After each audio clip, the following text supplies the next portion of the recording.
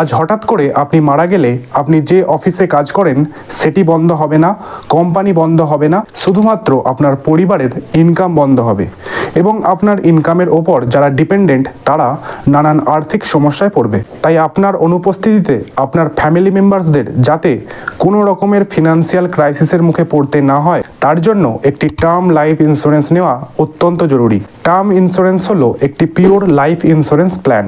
সহজ কথায় বলতে গেলে একটি নির্দিষ্ট সময়ের জন্য এটি আপনার পরিবারের একটি আর্থিক সুরক্ষা কবচ। এখানে আপনি ইন্স্যুরেন্স কোম্পানিকে খুব অল্প পরিমাণ টাকা প্রিমিয়াম দেন একটি নির্দিষ্ট সময়ের জন্য, যেমন 10 বছর, 20 বছর কিংবা 30 বছর, এবং এই পলিসির মেয়াদ থাকাকালীন সময়ে আপনার যদি মৃত্যু হয় তাহলে ইন্স্যুরেন্স কোম্পানি আপনার ফ্যামিলিকে বা নমিনিকে একটি বিশাল অঙ্কের টাকা ডেথ বেনিফিট দেয়।